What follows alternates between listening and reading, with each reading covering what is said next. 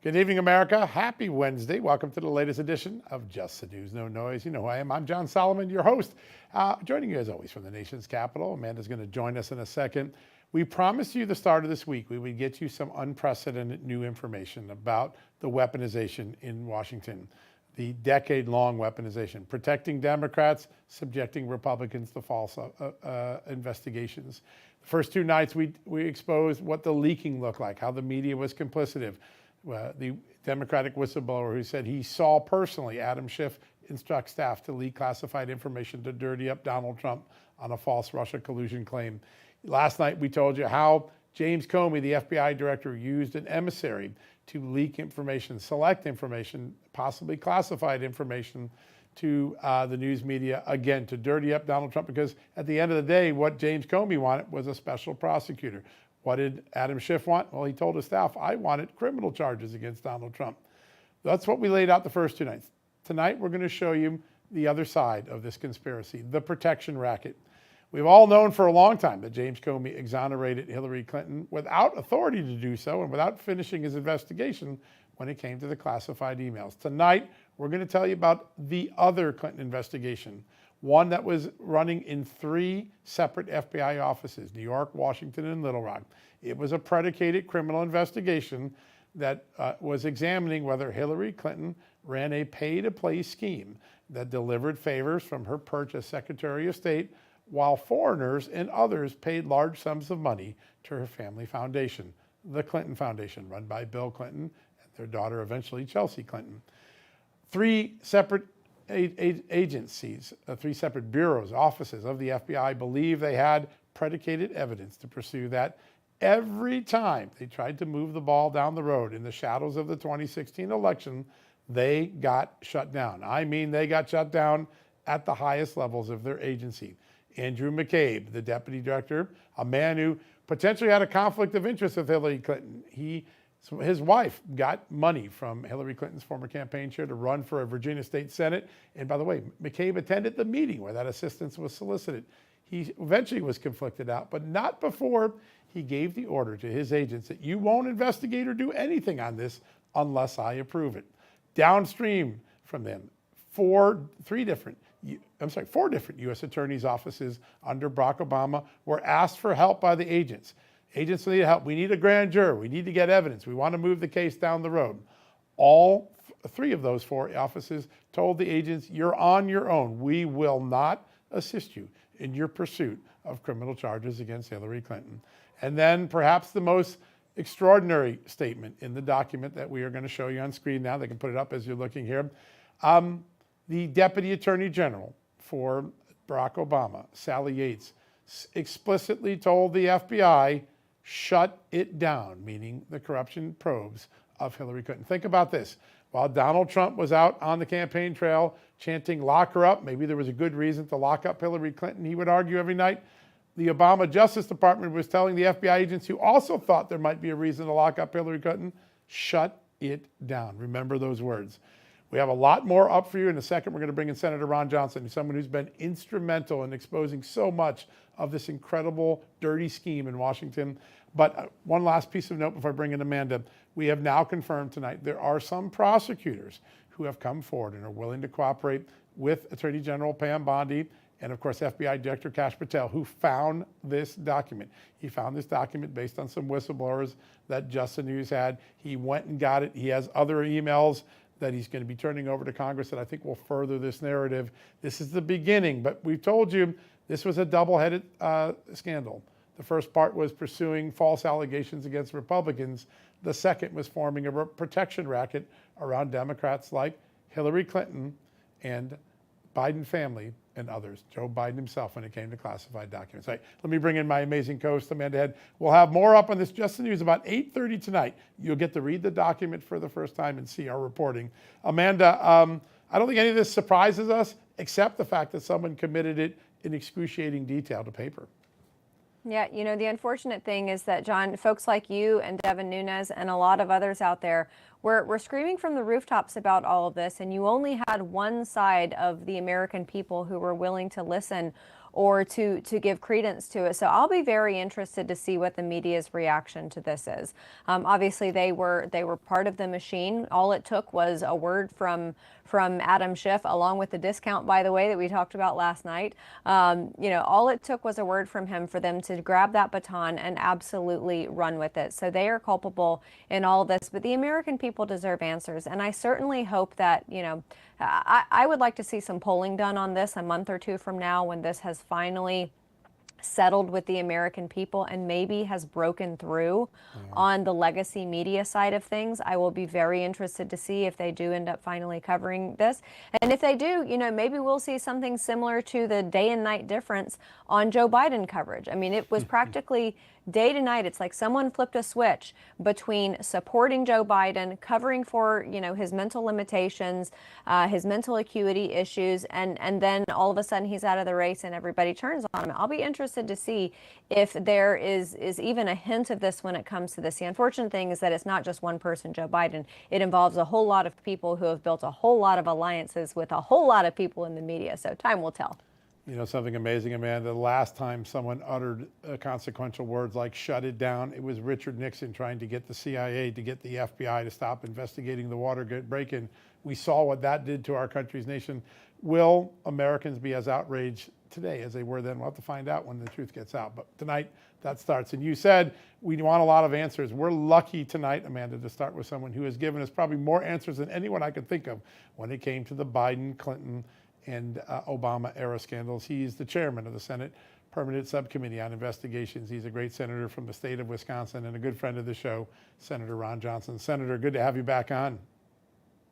Well, John, hello, Amanda. To answer your question, Amanda, the mainstream media, the legacy media, they won't cover this. They'll ignore it. They're complicit in it. I mean, take a look at Adam Schiff. He was censored in the House.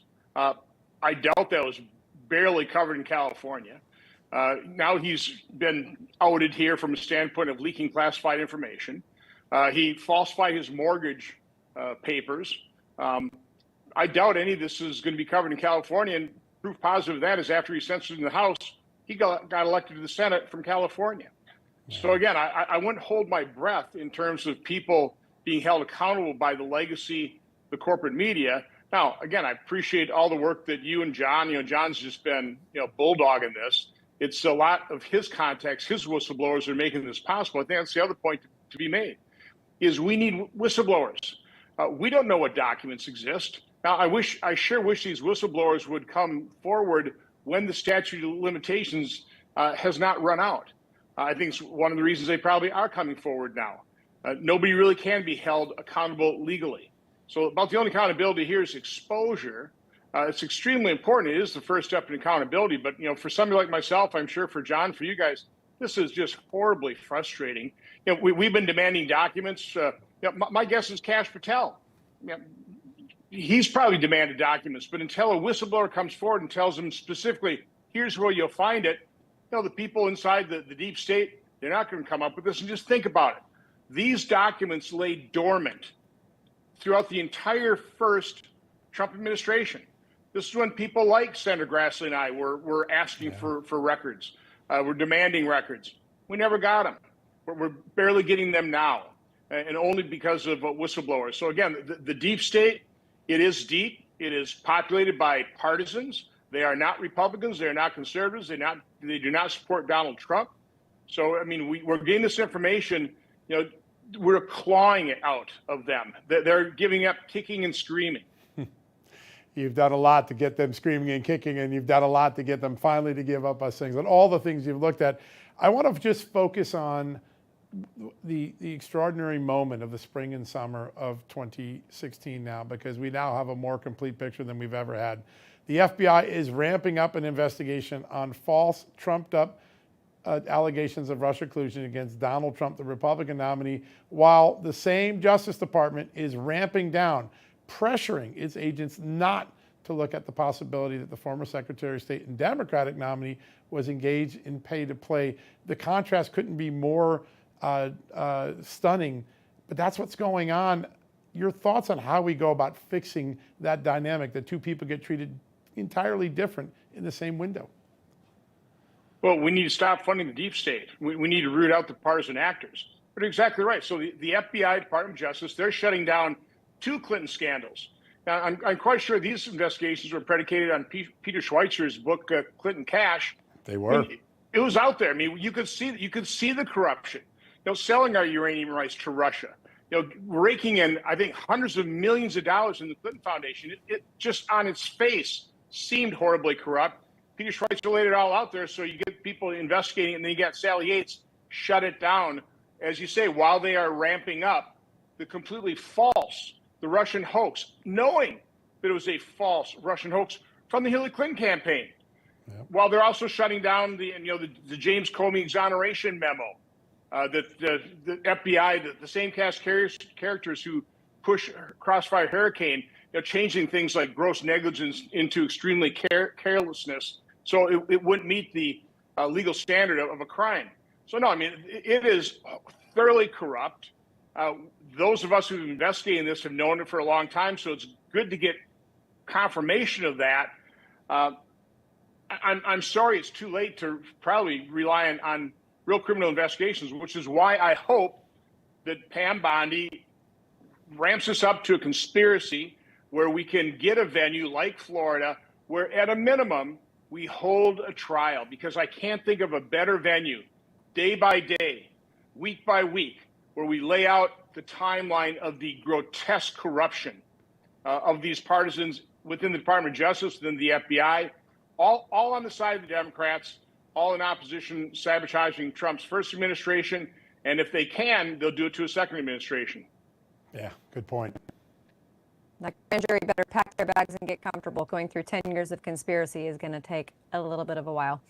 Sir, I want to ask you, though, bigger picture, if a powerful agency like the FBI is willing and able to quash what some people might have at the time considered a trivial investigation into Hillary Clinton for emails and servers, I got to say, this makes me ask questions about bigger fish and bigger conspiracies and bigger crimes from years before that. Does it make you concerned?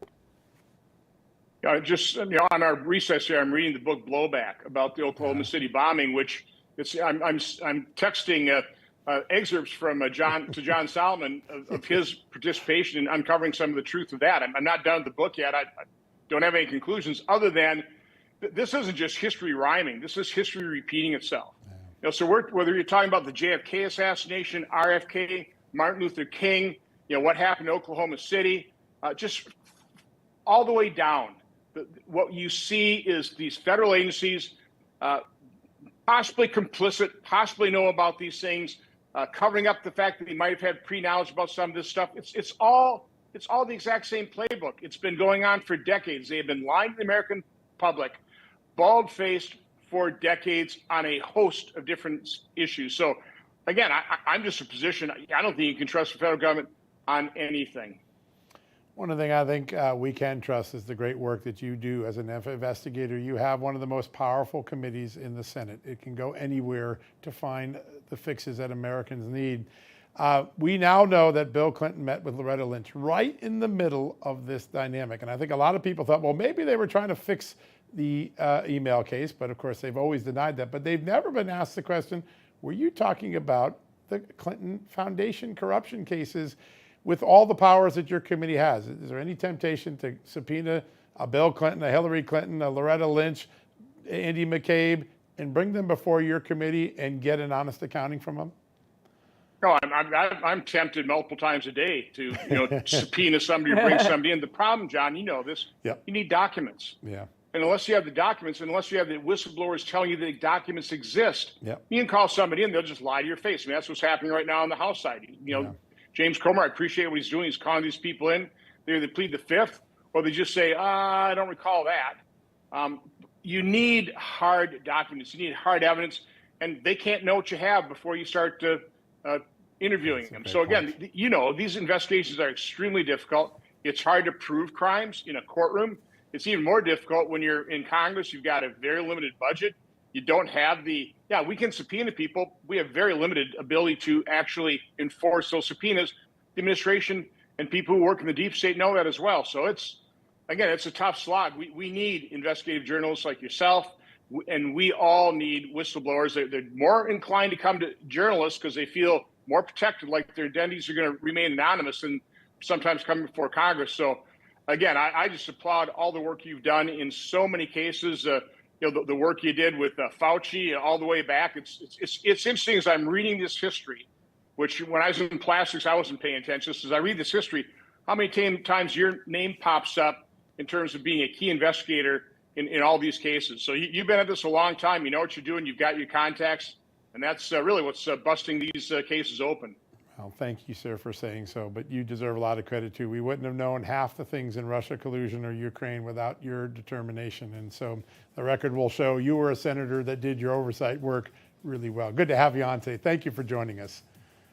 Thanks, Sammy. Keep up the good work. I will, sir. Thank you so much. Wow, what a great interview. What a great investigator in Congress. All right, after the break, more of the Russiagate investigation and the big federal takeover of Washington, D.C. I got to tell you, people are walking around here today smiling because they know it's going to get safer here. Congressman Troy Downing of Montana is going to weigh in on that right after these messages.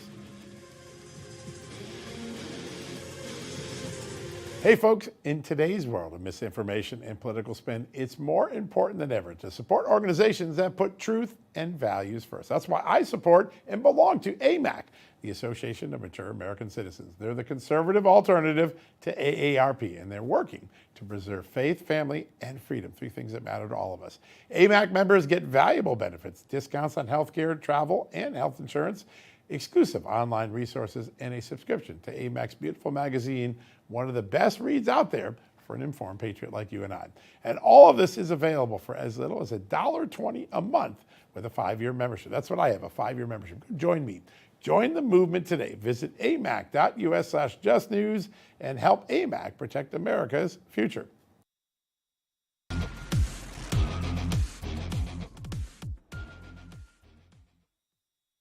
Welcome back, everybody. There is a federal cleanup presently underway in Washington, D.C. when it comes to the deep state and also just physically there on the city's streets. So joining us now to talk about both of those topics and much more is Montana Congressman Troy Downing. Congressman, thank you so much for being here, sir. Yeah, thank you for having me. Happy to be here. Absolutely. All right. So when you head back to Washington, D.C., I mean, we are already seeing footage of this cleanup taking place. That's definitely going to benefit all of you who are frequently traveling to Capitol Hill. How drastic of a difference do you anticipate you'll see?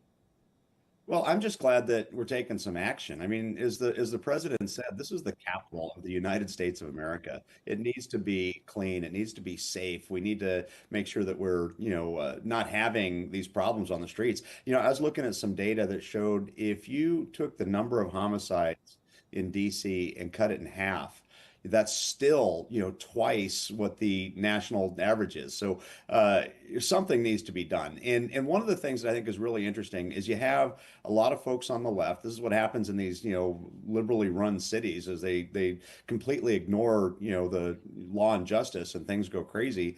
And they're all complaining about what the president is doing. But here's what I think is interesting is the police union, who actually represent the folks that are boots on the street, are applauding this and are happy to have that assistance. So that tells you the real story, that even the police force sees that there's a problem that they need help with, and we're moving in. So I applaud the president for taking this step. I think it's the perfect thing to be doing. This is the capital of the United States of America. It needs to be a safe, it needs to be a clean city. Yeah. So that's really perceptive. Also, just noting, because you're right, the police chaired this. They wanted, the rank and file wanted this, and that tells you something pretty big about the city. Huge. Yeah, it is. It's really, really important point you made. I want to ask about what happens next. So the president has 30 days under these powers to do this. He said he might declare an emergency, which would extend his authority, but the long-term opportunity would be for the Congress to come behind the president and do some sort of legislation that formalizes it and insulates it from court challenges. What's the state of mind in Congress right now? Is there enough votes in the House at least to get that through? I think they're in the House. I think that is probably something we could all rally behind. And this is coming to the message that we keep hearing over and over and dealing with over and over, is the president is doing these orders that is short-term fixes, and we need to start codifying those in Congress to make sure that they're not short-term fixes, that we actually have a long-term horizon to solve that problem.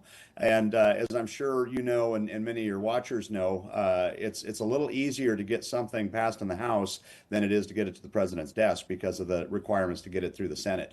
But I think there are enough people that, even on the other side of the aisle, that are going to care about law and order to get something done longer term. I haven't had a lot of time to talk to my colleagues about it, but my assumption is this is something that's going to get some weight behind it, and hopefully get it to the finish line, so we don't just have a 30-day short-term fix and actually can deal with this problem in the longer term. That's huge. Yeah. That's huge. Yeah. So I want to ask you about the coordination and the support between Republicans and Democrats, because Attorney General Pam Bondi just had a meeting in the last few days with Democrat Mayor Muriel Bowser. Apparently was a productive meeting, and there might be some Democrats who at face value, forward facing to the public, they are resistant to it, but Muriel Bowser as a mayor is going to benefit. So do you anticipate the Democrats are supportive of this, even if it's behind the scenes as well? Well, you've always got these little glimmers of light, and hopefully, that light shines brighter, because at the end of the day, we all care about safety. We all care. We don't want, murders in our streets. We don't want violence. We don't want, we don't want to have to live like that. And that's not a partisan issue. And the fact that you have, these talks moving in a positive way on both sides of the aisle, I think that is that glimmer of light that may become, brighter as we try to solve these problems. Because at the end of the day, everybody cares about it, independent of what the political rhetoric that folks might be, spewing out there. We all care about safe cities, safe streets, and I think this is something we can get support behind. Yeah, that's definitely a winning issue. Early on, it seemed like the Democrats couldn't talk enough about the one big beautiful bill. They were demonizing it, and it seemed like in the last week they just simply stopped talking about it. Is it because we got back home and found out that one big beautiful bill may be a little more popular than they noticed? I think there's some of that. A lot of folks that I've spoken to in my district that were trying to do things, in other areas, they came to me and said, well, we don't need to do that anymore because it was solved with the one big beautiful bill. And so it's really interesting to see all the things that is solved. But, end of the day, the big ticket items that I think is really resonating is everybody understands we're spending too much. And this is one of the biggest spending cuts we've ever seen. Nobody likes paying more taxes than they should. So they like seeing those tax cuts. They like seeing the new ones that we have, the no tax on tips. They like the no tax on overtime. The fact that seniors are going to keep more of their Social Security. I think 88% of seniors on Social Security are not going to pay any taxes at all. I mean, these are huge. But the other thing that I think is going to be more of a lagging indicator that we're going to start seeing in the next 6 or 8 months is as people start to see more money in their pockets, less money going into taxes, less money going to the government, they're going to start spending that. And I keep saying this, the number one driver of prosperity is access to capital.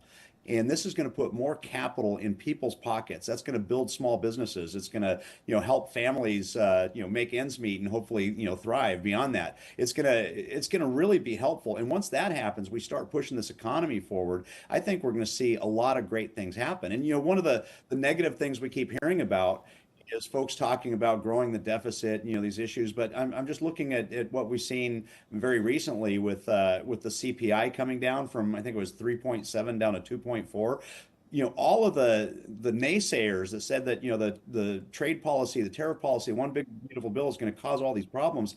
It's just not showing up in the numbers.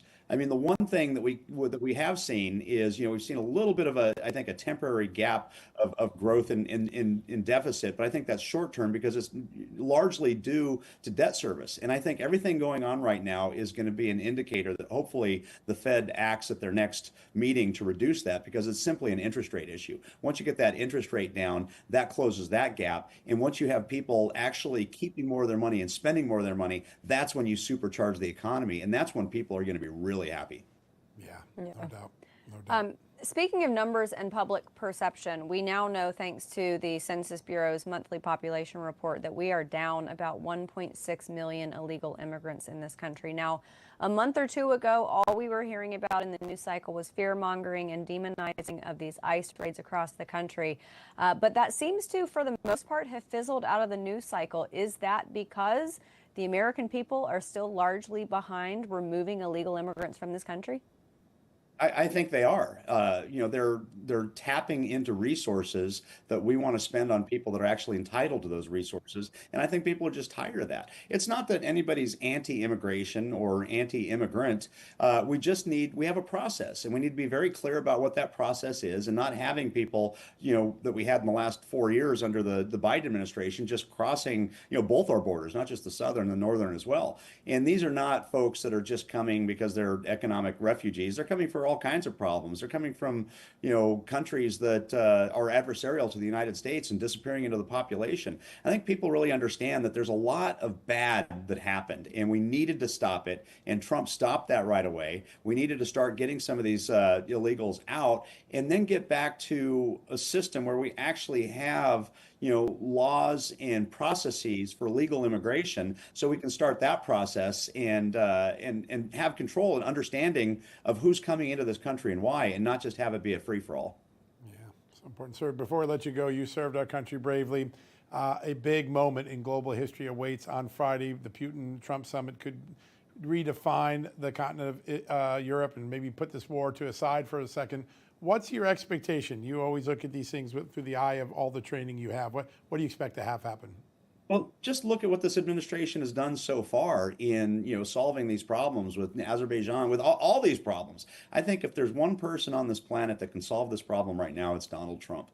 And having that meeting, I had somebody ask me, what I think is going to happen. Is this going to just be, the start of doing another meeting? Is this going to be a ceasefire? What is this going to be?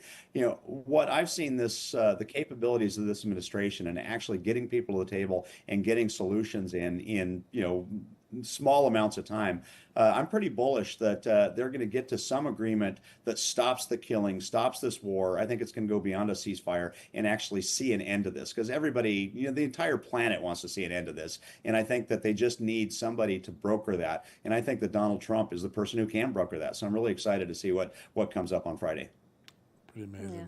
Yeah. A conclusion to this, I think, is foundational to the success of President Trump for foreign policy. So, Montana Congressman Troy Downing, thank you so much for being here, sir. We love your insight. We'll have you back on again very soon. I appreciate it very much. Thanks for having me. Yeah, great conversation. Yes, sir. All right, everybody, we're going to take a quick break, and we'll have much more for you on the other side.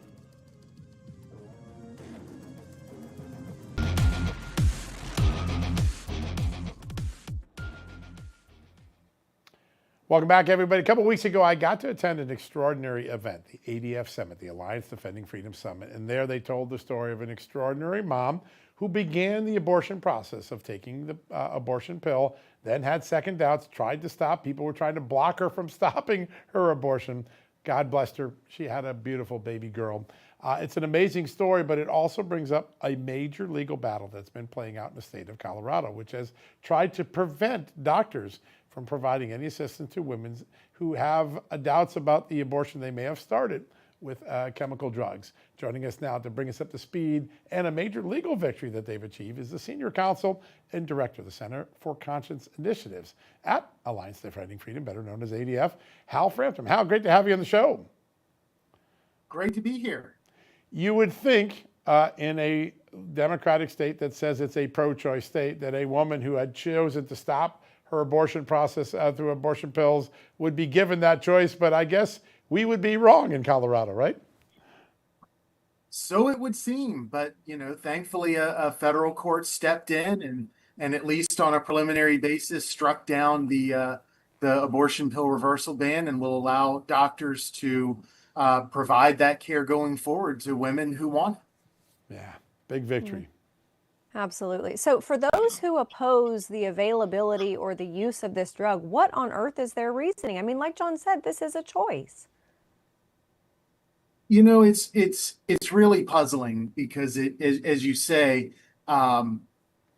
it just doesn't make any sense that when you've got a willing patient there saying that this is a medical treatment that she wants, that she knows what it does, she understands the minimal risks, then it's amazing for a state to say that she can't obtain that stuff. But the reality is it's safe, it's effective. There's absolutely no reason this shouldn't be available everywhere.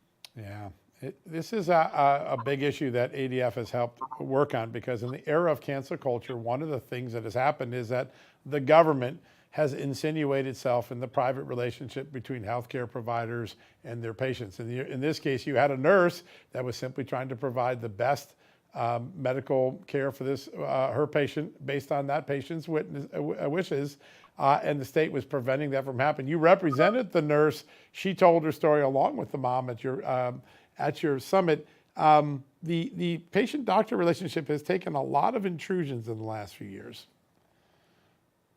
Well, it certainly has, and particularly in places like Colorado, where, it's kind of amazing that they want to allow children to access and be foisted upon treatments that are incredibly dangerous and incredibly abusive.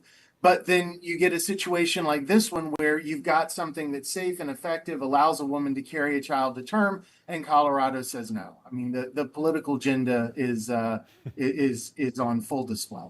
Yeah, that it is. So I feel sure that the opposing side really exploited, as you called, the minimal risks. But what are the risks? Are there medical risks to the mom? Are there medical risks to the baby of reversing the abortion drug? Well, the primary thing at play is that it doesn't, like most things, it doesn't always work.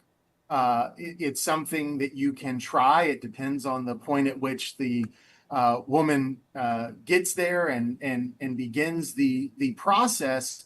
But the actual risks, if it doesn't work, are extremely minimal. So again, as long as you've got a willing patient giving informed consent, understanding what's going on, and knowing that this is a procedure that may or may not work, then there's no reason not to let them try it. Yeah, no doubt. When I was at ADF's summit, I learned about another important legal challenge that you have been working on, and that is joining with West Virginia and our good friend Governor Patrick Morrisey in a legal challenge to protect the Save Women's Sports Act. If that legal challenge is successful, women would actually have to yield to male in their sports. This law protected them from that. ADF is right in the middle of that. Tell us about it. Absolutely. That's a very important case. The BPJ case in West Virginia, the Hecox case in Idaho, that'll both be argued before the Supreme Court next year. In both cases, you've got states doing the rational thing, protecting the integrity of women's sports, protecting fairness and safety for their female athletes, and simply saying what, until a few years ago, everyone would have understood: boys can't compete in women's sports. The progressive groups challenge that, and we are in front of the Supreme Court to uphold those laws to make sure that, as most states have done at this point, this is an incredibly popular issue. It's an issue where the majority of states are aligned. We shouldn't have boys competing in women's sports, and it really is that simple. The science is crystal clear, and common sense is clear as well. Yeah. Sure. Well, speaking to that popularity, I think you're right. This is at worst, a 70-30 issue, but I have a feeling that the vast majority of Americans stand with women in sports. When you're having these deliberations and having these legal conversations with the opposing counsel, do you get the sense that they realize they are fighting for an unpopular idea? Or do you think that they feel like they are taking up the mantle of a majority of Americans? It's really hard to say. The sense that I have is that there is an ideology at play that is simply incorrect, that doesn't appreciate the reality of biological sex, that doesn't trust what our eyes can see for whatever reason, and has got themselves convinced that biological sex doesn't matter. Sports is the perfect venue where it's crystal clear to any reasonable observer that it does, because you can see what happens. Played out with Leah Thomas at the University of Pennsylvania. It's played out all across this country. What happens when you allow males to compete in women's sports? Women lose. They lose podium spots. They lose opportunities. They lose the chance to be champions, and that's simply absurd, given that that's exactly what Title IX was designed to give them. Yeah, it was amazing. Hal, real quickly, for folks who don't know the mission of Alliance Defending Freedom, what's the best way for them to get in touch with the great work you do? Absolutely. Our website is adflegal.org, and that has got links to all of our cases. You can see all of the work we're doing, and we'd love for everyone to visit and keep up. Yeah, as a journalist who's covered it, you have quite a winning streak going. Congratulations on that. A lot of great victories in the last couple of years for you. We'll have you back Thank on you. again soon, Hal. Thanks so much for joining us today. Great segment. Great. All right, Thank you folks, so- we're going to take a quick commercial break. When we come back, a couple of months ago, we did a special about helping people in Ohio who were injured by that terrible train wreck, that chemical spill, clean up their water.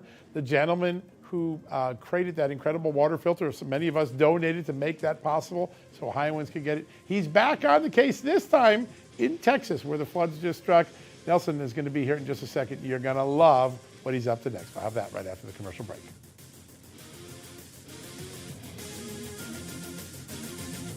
Hey folks, I don't know how anyone can get a restful night of sleep with a CPAP mask strapped to their face all night. Even without it, breathing is disrupted, and we all know how important a restful night of sleep is for our health. If you snore now, you're at a heightened risk of requiring a CPAP machine later in life. So now is the time to stop snoring.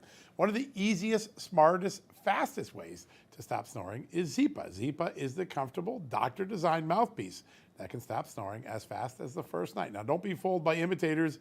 Zypa was proven in a 600-patient clinical trial and has over 500,000 units sold. Look, this may be your last best chance to solve your snoring problem or face having to wear a CPAP mask for the rest of your life. Zypa, that's Happy Z spelled backward. Get 20% off and free shipping with the promo code SNORE at zypa.com. That's ZYPPAH.com. And use the promo code SNORE. Again, one more time. That's promo code SNORE at Zypa, ZYPPAH.com.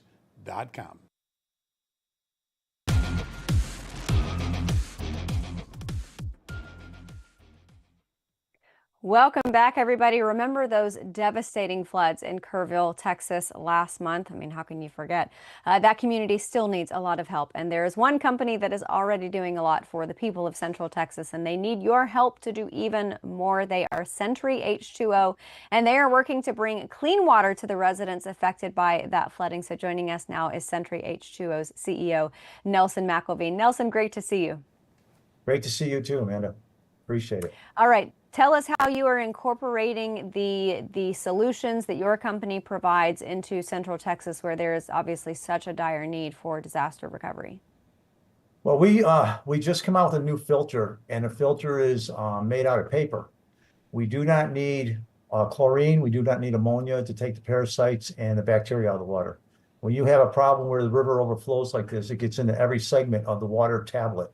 So what's happening is their water now is tainted with parasites, all kinds of bacteria, all kinds of poisons.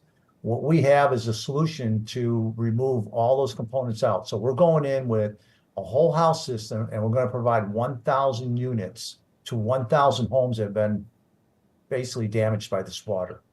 We're working with a church, the new church in basically it's in Kerrville, and they're going to install our systems as they're rebuilding the homes. So that's the direction that we're going with these folks. And I'll be honest with you, they have a mess on their hands, and they have another problem that nobody's been talking about. They looked into it a little bit, but it's radon. And radon comes from the granite mines that are in the area. And the radon is basically a nuclear product that gets into your drinking water.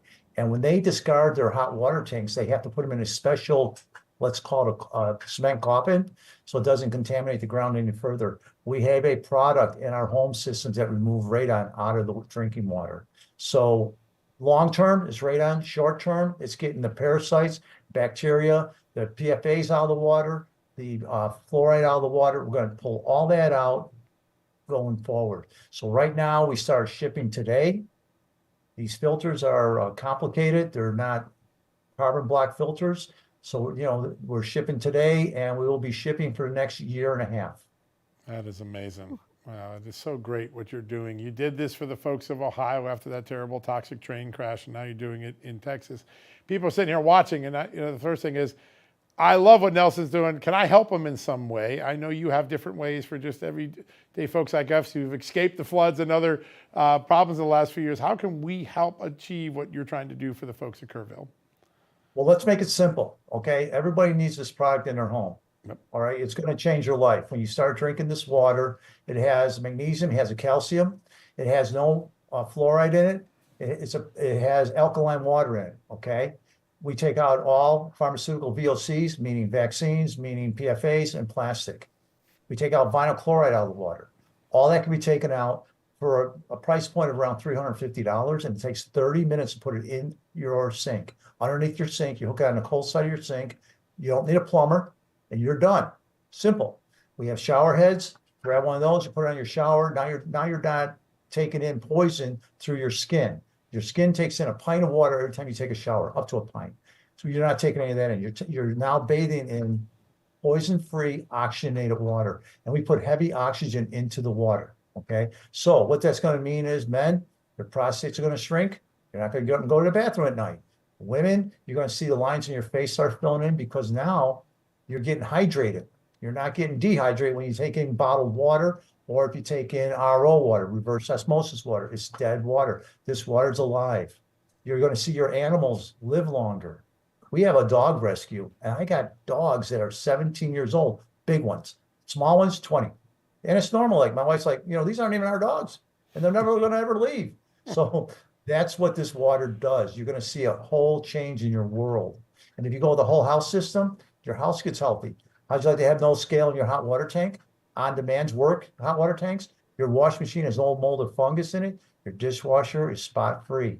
That's what we do. And by the way, the whole house system, once you put it in, it's good for life. All you got to do is use a little cleaning agent we give you, and it'll last forever. Wow. So that's the stuff we're doing in the water world. Pretty cool. Yeah. Pretty cool. Absolutely. Well, and Nelson, we hear so much bad about city water in particular, especially with respect to the levels of fluoride and PFAs and pharmaceuticals in the water. But it's rural America as well. They don't escape those chemicals either, do they? They have them even worse if they're coming from a well system. We're pulling radon out of, not radon, we're pulling uranium out of wells. Uranium is poison. And we have the process, it's all natural, it's all basically minerals and such that we take everything out, carbon. That's how we pull the products out of the water. So everything we're doing is very user-friendly, but everybody gets it. All the water, what we've done is this.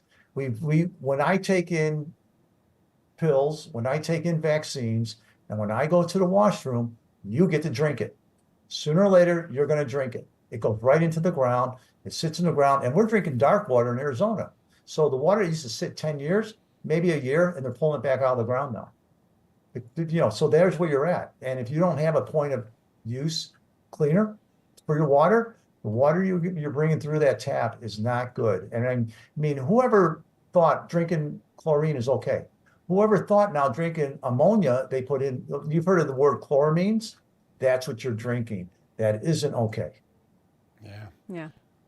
Nelson, we love what you are doing. I love your charitable spirit and what you are doing for the people of Texas. Thank you so much for being here. You're welcome. We appreciate it. Thank you, guys. Thank you. Pretty awesome. All right, sir. And to our viewers out there, if you want to help out as well as get clean water for your own home, visit centuryh2o.com/pages/help-Kerrville. So use the promo code John at checkout, and you can buy the Century H2O system for your home and your help. That will help the Central Texas flood victims, and they're going to get one for their homes as well. So remember, use the promo code John at centuryh2o.com/pages/help-Kerrville. All right, everybody, one more segment. We'll be back on the other side.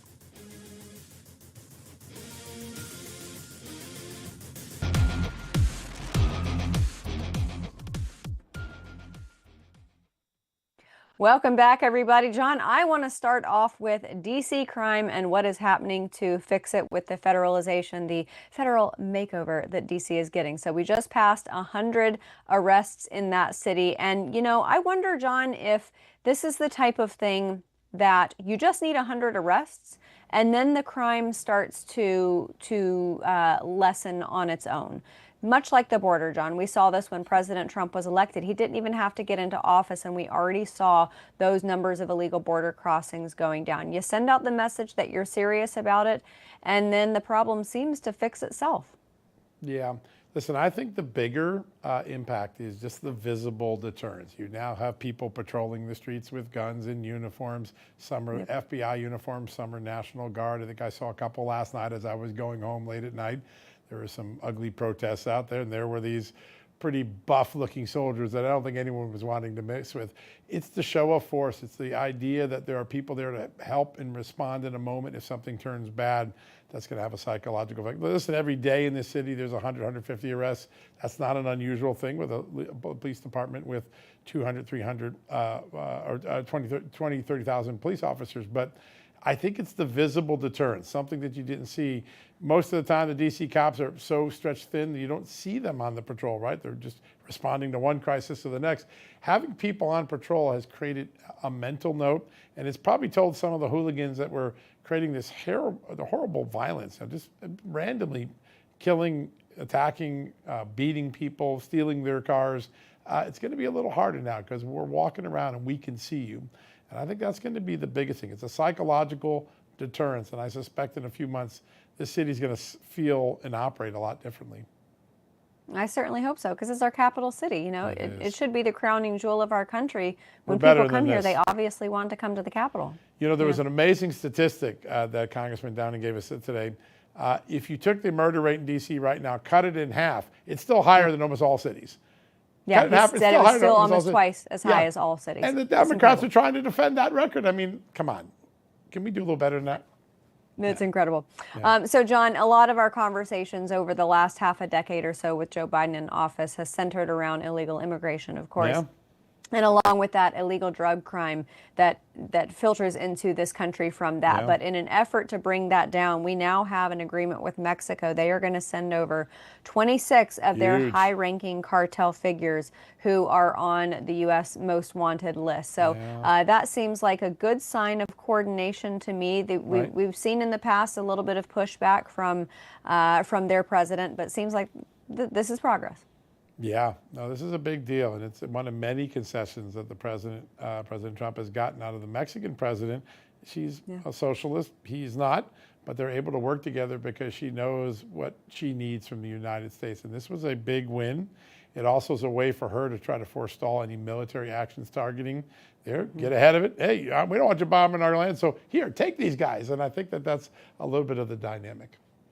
Yeah. All right. So I'm going to stay on the cartel crime for a moment, because something that I think we can file under absolutely ridiculous is that an MS-13 member has filed a lawsuit against the Trump administration and the Bureau of Prisons, saying that he, born a he, wants to be recognized as a female. John, this is, you know what, this is residual absurdity from the Biden administration. Unfortunately, it's still hanging around in our prison system from folks like this. What do you anticipate the success rate is going to be suing the Trump administration on this?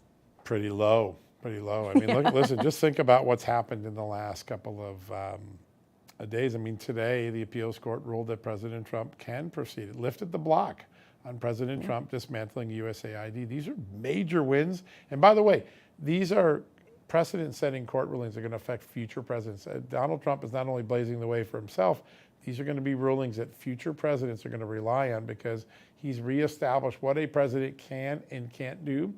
And he's also taken away the many excuses that presidents before him used on why they couldn't fix D.C., why they couldn't shrink foreign aid, why they couldn't shrink the deficit. He's taken those excuses away because he's reestablished that when people vote for a president, that president is empowered with the people as well. And I think these court records and these court wins those are the historic ones. And then ones like this Yahoo that is trying to get the gender change paid for, I think at the end of the day, they get dismissed quickly. Yeah, absolutely absurd. All right, I'll wrap up with this. Press Secretary Caroline Leavitt was asked about why Ukrainian President Volodymyr Zelensky is not going to be at the summit on Friday between President Trump and Russian President Vladimir Putin. And John, this is something you and I have talked about in the past. Typically, when it comes to negotiations, you talk to one side and then the other. They're not going to be smashed in there together. But also, it was Putin, as I understand it, that came to the Trump team and said, hey, let's meet. Yeah, listen, at some point, all the parties are going to meet. I'm kind of with the the congressman said, I think President Trump might have something in his back pocket already with Putin. We'll see. We'll see how it plays out. It's hard to tell. Putin's a wily, cagey guy, so he's a guy, not a good guy. But I think Donald Trump has a plan, and we're going to be covering that live here on Friday Night Show. I can't wait. It's going to be a ton of fun. Yeah, it is going to be a Trump-Putin bonanza on Friday as we discuss what happens. All I know is that President Trump, if he doesn't like what is being said or negotiated, he's just going to walk right out because that's his negotiating style, and it's what has been successful thus far.